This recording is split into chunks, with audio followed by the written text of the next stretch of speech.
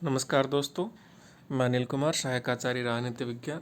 आज के इस वीडियो में हम बीए सेकेंड ईयर के टॉपिक ब्रिटिश प्रधानमंत्री के कार्य और शक्तियों के बारे में पढ़ेंगे। तो ब्रिटेन का जो प्रधानमंत्री होता है वो ब्रिटिश शासन व्यवस्था के अंतर्गत एक बहुत ही महत्वपूर्ण स्थान धारित करता है। और ब्रिटिश विद्वान है एक आइवर जेनिंग्स, उन्होंने तो यहाँ तक कहा है कि जो ब्रिटिश प्रधानमंत्री होता है वो संपूर्ण विधान की आधारशिला होता है, बेस होता है वो। वहीं दूसरी तरफ सिडनी लो, जो कि एक विद्वान है ब्रिटेन के ही, वो भी कहते हैं कि संसद में निश्चित बहुमत के रहते इंग्लैंड का प्रधानमंत्री वह सब कार्य कर सकता है जिसको जर्मनी का सम्राट और अमेरिका का राष्ट्रपति भी नहीं कर सकता, क्योंकि वह कानून में परिवर्तन कर सकता है, करारोपण कर सकता है, नई टैक्स लगा सकता है, किसी टैक्स को कम कर सकता है, बढ़ा सकता है, खत्म कर सकता है। वह राज्य की सभी शक्तियों का निर्देशन कर सकता है। तो ये तमाम तरह के कार्य ब्रिटिश प्रधानमंत्री कर सकता है। तो प्रधानमंत्री कार्य व शक्तियों का आज हम इस वीडियो में अध्ययन करेंगे। तो सबसे पहले बात आती है कि प्रधानमंत्री कार्य और शक्तियों में क्या क्या है। तो पहली बात है मंत्रिमंडल का निर्माण करना, दूसरा है मंत्रिमंडल का कार्य संचालन करना, तीसरा है मंत्रिमंडल का अंत करना, चौथा है शासन पर नियंत्रण, और पांचवा है परराष्ट्र संबंधों का संचालन। परराष्ट्र यानी विदेश नीति का संचालन। तो पहले बिंदु के ऊपर आते हैं, मंत्रिमंडल का निर्माण करना। प्रशासन के क्षेत्र में ब्रिटिश प्रधानमंत्री को देखें दोस्तों, तो हम पाते हैं कि उनको बहुत ही विस्तृत और व्यापक शक्तियां प्राप्त हैं। और एक संसद के बारे में कथन कहा जाता है कि ब्रिटिश संसद बहुत शक्तिशाली है। वो डीलॉम का एक कथन है कि स्त्री को पुरुष और पुरुष को स्त्री बनाने के अलावा सब कुछ कर सकती है। तो इतने शक्तिशाली अंग का हेड होना, मुखिया होना बहुत बड़ी बात है। वो कितना शक्तिशाली होगा आप सोच सकते हैं। तो पहला बिंदु है मंत्रिमंडल का निर्माण। अगर हम विधिक शब्दावली को देखें, वैधानिक शब्दावली को देखें, तो मंत्रिमंडल के सदस्यों की नियुक्ति प्रधानमंत्री के परामर्श द्वारा यानी सलाह के द्वारा सम्राट द्वारा की जाती है। किंतु जहाँ तक वास्तविकता का संबंध है, मंत्रियों की नियुक्ति में सम्राट का कोई हाथ नहीं होता, और प्रधानमंत्री जिन किन्हीं व्यक्तियों को मंत्री पद पर नियुक्त करने की सिफारिश करता है, सम्राट उसी को स्वीकार कर लेता है, उन्हीं को मंत्री नियुक्त कर देता है। जैसे भारत में परंपरा है वैसे ही वहाँ है। हमने ये जो परंपरा है संसदीय शासन प्रणाली की, ये ब्रिटेन से ही ली है, और इसके बहुत सारे लक्षण हैं वो वहाँ से मैच करते हैं, मेल खाते हैं। संसदीय व्यवस्था का जनक ब्रिटेन को कहा जाता है, और चूँकि हम अंग्रेजी शासन व्यवस्था के अंतर्गत रह रहे थे तो हमने उसी शासन व्यवस्था को बाद में अपना लिया। दोस्तों, प्रधानमंत्री को अपने सहयोगियों का चुनाव करने में अपने दल के अंदर विभिन्न व्यक्तियों की स्थिति, विभिन्न भौगोलिक क्षेत्रों और समुदायों को प्रतिनिधित्व, सदस्यों की दक्षता, उनकी समाज सेवा की भावना आदि का ध्यान रखना होता है। लेकिन अंतिम रूप से इस संबंध में प्रधानमंत्री की इच्छा ही सर्वोपरि होती है।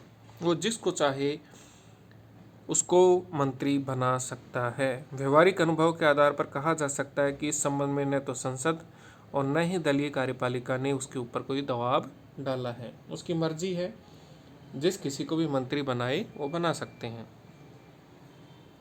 यद्यपि सामान्यतः ब्रिटेन में एक दलीय मंत्रिमंडल की परंपरा है, मतलब एक ही दल के जो लोग होते हैं, सांसद होते हैं, उन्हीं को मंत्रिमंडल में लिया जाता है। लेकिन चूँकि वहाँ पर स्वस्थ दलीय परंपरा है, और कई बार क्या होता है कि जो विरोधी दल होता है उसके योग्य व्यक्ति को भी मंत्रिमंडल में शामिल कर लिया जाता है। प्रधानमंत्री अपने दल से बाहर का व्यक्ति भी मंत्रिमंडल में ले सकता है। वह संसार से बाहर के व्यक्ति को भी मंत्रिमंडल में ले सकता है। संसद से बाहर का कोई व्यक्ति है तो उसको भी अपने मंत्रिमंडल में ले सकता है, यदि किसी विशेष कार्य को रोकने के लिए उसकी दृष्टि में वही सर्वाधिक उपयुक्त हो।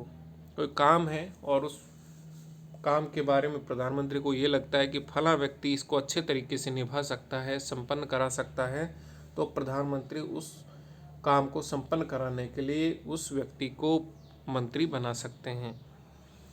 तो इस संबंध में उनकी शक्तियाँ बहुत ही विस्तृत हैं, व्यापक हैं। उदाहरण के तौर पर हम देखें तो 1924 में बाल्डविन ने चर्चिल को वित्त मंत्री नियुक्त कर दिया। यद्यपि उस समय चर्चिल को दल में महत्वपूर्ण स्थिति प्राप्त नहीं थी। 1966 में हैराल्ड विल्सन ने पैट्रिक गॉर्डन वॉकर को विदेश विभाग के सचिव जैसा महत्वपूर्ण पद प्रदान कर दिया। यद्यपि वह आम चुनाव में हार गया था। ये घटनाएं सहयोगियों के चुनाव में प्रधानमंत्री द्वारा अपनाए गए स्वविवेक की प्रतीक हैं। स्वविवेक मतलब अपनी इच्छा से प्रधानमंत्री किसी को भी मंत्री नियुक्त कर सकते हैं। 2 नंबर का बिंदु है दोस्तों मंत्रिमंडल का कार्य संचालन। तो मंत्रिमंडल के कार्य संचालन में भी प्रधानमंत्री की महती भूमिका है। प्रधानमंत्री न केवल मंत्रिमंडल का निर्माण करते हैं वरन उसकी समस्त कार्यवाही का संचालन भी उन्हीं के द्वारा किया जाता है। प्रधानमंत्री मंत्रिमंडल की बैठकों का सभापतित्व करता है और वह मंत्रिमंडल की कार्यविधि अर्थात एजेंडा जो होता है उस पर उसका नियंत्रण होता है। व्यवहारिक तौर पर हम देखें तो प्रत्येक मंत्री किसी मुख्य प्रस्ताव को प्रस्तुत करने से पूर्व प्रधानमंत्री की राय अवश्य ही लेता है और यह बात उसे मंत्रिमंडल का पथ प्रदर्शक बना देती है। मंत्रिमंडल के निर्माण तथा नीति निर्धारण में प्रधानमंत्री का सर्वोपरि हाथ रहता है। यद्यपि मंत्रिमंडल के अंतर्गत विभिन्न विषयों पर गोपनीय किंतु स्वतंत्र विचार विमर्श की प्रक्रिया को अपनाया जाता है और विवादास्पद विषय पर मतदान की प्रक्रिया को भी अपनाया जा सकता है, किंतु सामान्यतया प्रधानमंत्री का विचार ही निर्णायक होता है और मंत्रिमंडल उसे अपने निर्णय के रूप में स्वीकार कर लेता है। नंबर 3 है मंत्रिमंडल का अंत। विधि के अनुसार अर्थात जो वहाँ के नियम हैं कानून हैं उनके अनुसार मंत्रियों को हटाने का अधिकार सम्राट का है। ये स्पेशल राइट है सम्राट का, जब चाहे उनको हटा सकता है। जैसा कि भारत के राष्ट्रपति के संदर्भ में देख सकते हैं कि राष्ट्रपति किसी भी मंत्री को पद से हटा सकते हैं, पदच्युत कर सकते हैं, वैसे ही वहाँ के सम्राट कर सकते हैं। लेकिन व्यवहारिक तौर पर हम देखें तो ये शक्ति वास्तव में किसके पास निहित है? प्रधानमंत्री के पास। जिस किसी मंत्री के बारे में प्रधानमंत्री ये कह देगा, सलाह दे देगा, परामर्श दे देगा कि इसको हटा दिया जाए पद से, उसी को सम्राट पद से हटाएंगे। प्रधानमंत्री को अधिकार है कि वह अपने एक या अधिक सहयोगियों की पदच्युति यानी उसका पद से हटाने या संपूर्ण मंत्रिमंडल के अंत की सिफारिश सम्राट से कर सकते हैं।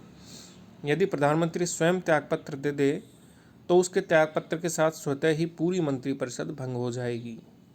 अगर प्रधानमंत्री खुद त्यागपत्र दे देते हैं तो एक खास बात है दोस्तों, उसके द्वारा बनाए गए सभी मंत्री भी स्वतः ही अपने पद से हट जाएंगे,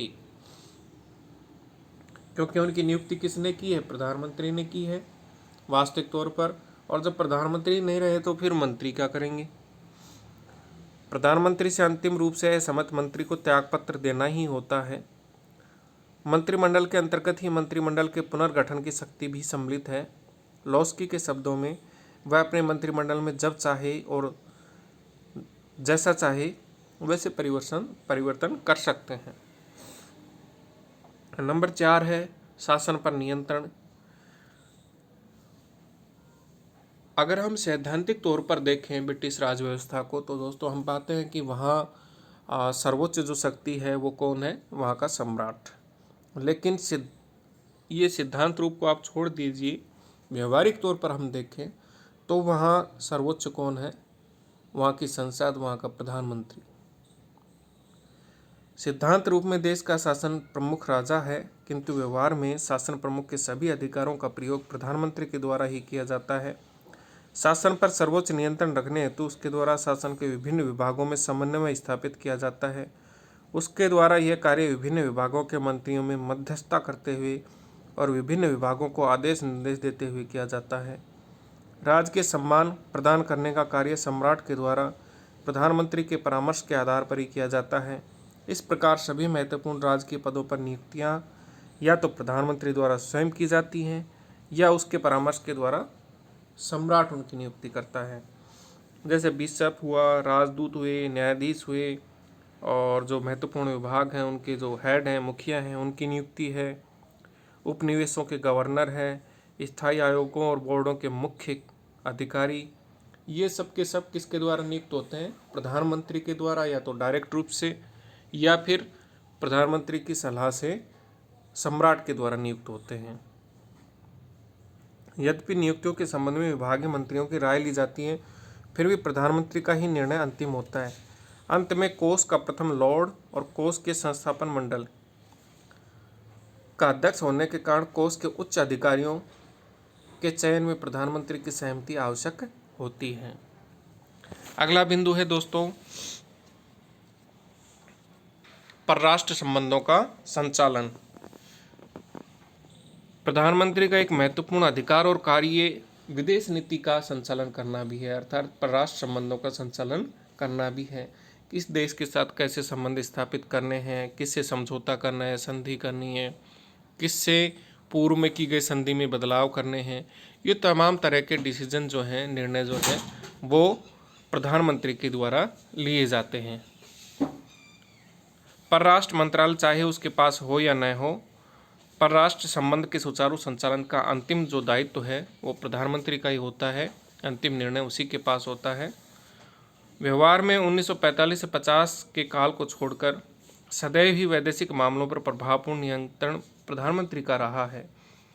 दूसरे देशों के साथ किए जाने वाले महत्वपूर्ण समझौतों पर ब्रिटेन की ओर से परराष्ट्र मंत्री के द्वारा नहीं बल्कि प्रधानमंत्री के द्वारा हस्ताक्षर किए जाते हैं। तो ये उसकी महत्वपूर्ण भूमिका को इंगित करता है। अगला बिंदु है दोस्तों प्रधानमंत्री के कार्य व शक्तियों के अंतर्गत छठा बिंदु हम देखें तो वो है लोक सदन का नेतृत्व। लोक सदन यानी हाउस ऑफ कॉमन्स का जो नेतृत्व है उसको लीड जो किया जाता है वो ब्रिटिश प्रधानमंत्री के द्वारा किया जाता है। हाउस ऑफ कॉमन्स के यानी लोक सदन के बहुमत दल के नेता को प्रधानमंत्री पद प्राप्त होता है और उसके द्वारा शासन प्रमुख के साथ साथ लोक सदन के नेता के रूप में भी कार्य किया जाता है। हाउस ऑफ कॉमन्स का जो बहुमत प्राप्त दल होता है उसी के नेता को प्रधानमंत्री नियुक्त किया जाता है। प्रधानमंत्री अपने मंत्रियों के साथ संसद में महत्वपूर्ण व्यवस्थापन कार्य का संचालन करता है। वह व्यवस्थापन के संबंध में नीति निर्धारित कर संसद का पथ प्रदर्शन करता है। समस्त सरकारी विधेयक उसके निरीक्षण में तथा उसके परामर्श के अनुसार ही तैयार किए जाते हैं। सरकारी विधेयक कौन से होते हैं दोस्तों? वो विधेयक जो मंत्रिपरिषद के द्वारा रखे जाते हैं, मंत्रिपरिषद के सदस्यों के द्वारा रखे जाते हैं, वो सरकारी विधेयक कहलाते हैं। और मंत्रिपरिषद के अलावा और कोई भी विधेयक और कोई भी व्यक्ति संसद का सदस्य यदि विधेयक रखता है तो वो निजी विधेयक या गैर सरकारी विधेयक कहलाता है। ये नहीं कि सत्ताधारी दल के द्वारा जब विधेयक रखा जाए तो वो सरकारी विधेयक होगा और जब विपक्ष के द्वारा विधेयक रखा जाए तो वो गैर सरकारी विधेयक होगा। ऐसे ये भ्रम ना पाले। सीधी साफ स्पष्ट बात यह है कि मंत्रिपरिषद के सदस्यों के द्वारा जब विधेयक सदन में रखा जाता है तो वो सरकारी विधेयक होता है और मंत्रिपरिषद के सदस्यों के अतिरिक्त अन्य कोई भी सदस्य जब विधेयक प्रस्तुत करता है सदन में तो वो गैर सरकारी विधेयक कहलाता है। तो समस्त सरकारी विधेयक उसके निरीक्षण में अर्थात प्रधानमंत्री के निरीक्षण में तथा उसके परामर्श के अनुसार ही तैयार किए जाते हैं और वार्षिक आय व्यय का ब्यौरा तैयार करने में भी प्रधानमंत्री का प्रमुख हाथ रहता है। सदन के अध्यक्ष तथा विरोधी दल के नेता के परामर्श से वह संसद का समय विभाजन तथा कार्यक्रम तैयार करता है और दलीय सचेतकों के माध्यम से वह दल के सदस्यों को आवश्यक आदेश देता है। संसद में शासन की नीति से संबंधित अंतिम तथा अधिकृत घोषणा प्रधानमंत्री के द्वारा ही की जाती है। तो बात यह है कि हाउस ऑफ कॉमन्स का लीडर होने के नाते उससे संबंधित जो तमाम कार्य हैं, सारे कार्य हैं, वो प्रधानमंत्री के द्वारा ही किए जाते हैं। अगला बिंदु है मंत्रिमंडल और सम्राट के बीच की कड़ी। दोस्तों, हमने भी ब्रिटिश संविधान, ब्रिटिश राज व्यवस्था के ज़्यादातर जो नियम कायदे कानून हैं उन्हीं को अपनाया है। और जैसे हमारे यहाँ प्रधानमंत्री, मंत्रिमंडल और राष्ट्रपति के बीच की कड़ी होता है, वैसे ही ब्रिटेन में क्या होता है, प्रधानमंत्री, मंत्रिमंडल और सम्राट के बीच की कड़ी होता है। प्रधानमंत्री सम्राट का मुख्य परामर्शदाता तथा मंत्रिमंडल और सम्राट के बीच संपर्क स्थापित करने वाला व्यक्ति होता है। कोई भी बात होती है, मंत्रिमंडल के द्वारा कोई नया कानून बनाया जा रहा है, कोई नया प्रस्ताव तैयार किया जा रहा है कानूनों का, तो उसकी जानकारी प्रधानमंत्री द्वारा सम्राट को दी जाती है। मंत्रिमंडल के निश्चयों और शासन संबंधी अन्य निर्णयों की सूचना प्रधानमंत्री सम्राट को देता है और इनके संबंध में सम्राट द्वारा किए गए परामर्श को वह मंत्रिमंडल तक पहुंचाता है। 19वीं सदी तक प्रधानमंत्री की उपेक्षा करके अन्य मंत्री सम्राट से सीधा संपर्क स्थापित कर लेते थे, लेकिन आजकल यह परंपरा हो गई है कि अन्य सभी प्रधानमंत्री की सहमति से ही सम्राट से भेंट कर सकते हैं। 19वीं सदी से पहले तक सिस्टम ये था ब्रिटेन में कि कोई भी जो संसद सदस्य है, लोक सदन का मेंबर है, वो सीधा जाकर के और सम्राट से भेंट कर लेता था, मुलाकात कर लेता था। लेकिन बाद में अब यह परंपरा स्थापित हो गई है कि प्रधानमंत्री के पास जाओ, उनके पास अपनी बात रखो और प्रधानमंत्री उस बात को सम्राट तक पहुंचाएंगे। सीधी भेंट करना अब वहाँ परंपरा का हिस्सा नहीं है। प्रधानमंत्री का यह सामान्य सा प्रतीत होने वाला कार्य व्यवहार में पर्याप्त महत्वपूर्ण स्थान रखता है। अंतर्राष्ट्रीय सम्मेलनों में ब्रिटेन का प्रतिनिधित्व 8वां बिंदु है हमारा प्रधानमंत्री के कार्य व शक्तियों में, कि अंतर्राष्ट्रीय जो भी सम्मेलन होते हैं तो उनमें ब्रिटेन का रिप्रेजेंटेटिव कौन होता है? ब्रिटिश प्रधानमंत्री, न कि सम्राट। राजनीतिक, आर्थिक और अन्य महत्वपूर्ण अंतर्राष्ट्रीय सम्मेलनों में ब्रिटेन का प्रतिनिधित्व प्रधानमंत्री के द्वारा ही किया जाता है। सन 1929 में मैकडोनाल्ड ने अमेरिकी राष्ट्रपति हूवर के साथ बार बार वार्तालाप करके इंग्लैंड तथा अमेरिका के बीच संबंध स्थापन में प्रशंसनीय योगदान दिया था। चैम्बरलिन ने हिटलर से वार्तालाप कर म्यूनिख समझौते पर हिटलर के हस्ताक्षर कराए थे। यद्यपि उस समय विदेश मंत्री पद पर लॉर्ड हैलिफैक्स थे। इसी प्रकार द्वितीय विश्व युद्ध के दौरान विंस्टन चर्चिल 6 बार अमेरिकी राष्ट्रपति रूजवेल्ट तथा 2 बार रूस के सर्वोच्च नेता स्टोलिन से मिले और इसके फलस्वरूप ही मित्र राष्ट्रों की युद्ध नीति निश्चित हो सकी। तो अंतर्राष्ट्रीय स्तर पर ब्रिटेन का प्रतिनिधित्व का कार्य प्रधानमंत्री के द्वारा किए जाते हैं और इस स्तर पर जो भी निर्णय लिए जाते हैं वह भी प्रधानमंत्री के द्वारा लिए जाते हैं। 9वां बिंदु है राष्ट्रमंडल देशों के साथ संबंध। ये राष्ट्रमंडल देश कौन से होते हैं दोस्तों? वो देश जो कभी अंग्रेजी शासन के अधीन रहे हों, अंग्रेजी शासन के उपनिवेश रहे हों, तो उन्हें राष्ट्रमंडल देश कहा जाता है। भारत भी एक राष्ट्रमंडल देश है, श्रीलंका है वो भी राष्ट्रमंडल देश है, पाकिस्तान है वह भी राष्ट्रमंडल देश है, बांग्लादेश भी। कहने का मतलब ये है, साफ सुथरी बात यह है कि जो देश कभी ब्रिटेन के शासन के अंग थे, उसके अधीन थे, उसके उपनिवेश थे, तो वो राष्ट्रमंडल देश कहलाते हैं। और ऐसे देशों के साथ संबंध रखने में ब्रिटिश प्रधानमंत्री की बहती भूमिका है, महत्वपूर्ण भूमिका है। ब्रिटिश प्रधानमंत्री का यह भी कार्य है कि वह राष्ट्रमंडलीय देशों से संपर्क स्थापित रखे और महत्वपूर्ण विषयों में उसे परामर्श देता रहे। 1973 के प्रारंभ में ब्रिटेन द्वारा यूरोपियन आर्थिक समुदाय की जो सदस्यता प्राप्त की गई, उसके लिए ब्रिटिश प्रधानमंत्री हैरोल्ड विल्सन और एडवर्ड की हीथ के द्वारा अनेक बार राष्ट्रमंडलीय देशों से संपर्क स्थापित किया गया, जिससे आर्थिक समुदाय की सदस्यता के साथ राष्ट्रमंडलीय हितों की भी रक्षा की जा सके। राष्ट्रमंडलीय देशों के विचार विमर्श के लिए प्रधानमंत्री समय पर उनका सम्मेलन बुलाते रहते हैं। इस सम्मेलन की अध्यक्षता भी ब्रिटिश प्रधानमंत्री ही करते हैं। अगला बिंदु है दोस्तों, प्रधानमंत्री राष्ट्र का नायक होता है। इन सब के अतिरिक्त एक तथ्य जो प्रधानमंत्री को ब्रिटिश राजनीति में सर्वाधिक महत्वपूर्ण बना देता है वह यह है कि वर्तमान समय में सामान्य निर्वाचन प्रधानमंत्री का ही निर्वाचन होता है। राजनीतिक दलों के द्वारा अपनी नीतियों के आधार पर नहीं, वरन अपने नेता के व्यक्तित्व के आधार पर चुनाव लड़े जाते हैं। 1945 का आम चुनाव अनुदार दल के नेता द्वारा अर्थात चर्चिल के नाम पर लड़ा गया और अनुदार दल का प्रमुख नारा था, उसको युद्ध का अधूरा काम पूरा करने दो। यह बात 20वीं सदी के सभी ब्रिटिश चुनावों के संबंध में कही जा सकती है। जून 2001 में संपन्न लोक सदन के चुनावों में जनता को इस बात का निर्णय करना था कि वह प्रधानमंत्री के रूप में टोनी ब्लेयर को चाहती है या विलियम हेग को चाहती है, और फिर जनता ने टोनी ब्लेयर को इस बहुमत प्रदान किया। तो दोस्तों ये थे प्रधानमंत्री के कार्य और शक्तियाँ। इनमें आपने देखा कि ब्रिटिश प्रधानमंत्री को बहुत ही विस्तृत और व्यापक शक्तियाँ प्राप्त हैं और इन शक्तियों के उपभोग करने में उसे पूरी आज़ादी और स्वतंत्रता भी प्राप्त है। वह जैसा चाहे वैसा तरीका अपनाकर शासन व्यवस्था को संचालित कर सकता है। आगे की वीडियो में हम ब्रिटिश शासन व्यवस्था के संबंध में अन्य जो प्रावधान है, उपबंध हैं, उनका अध्ययन करेंगे। धन्यवाद।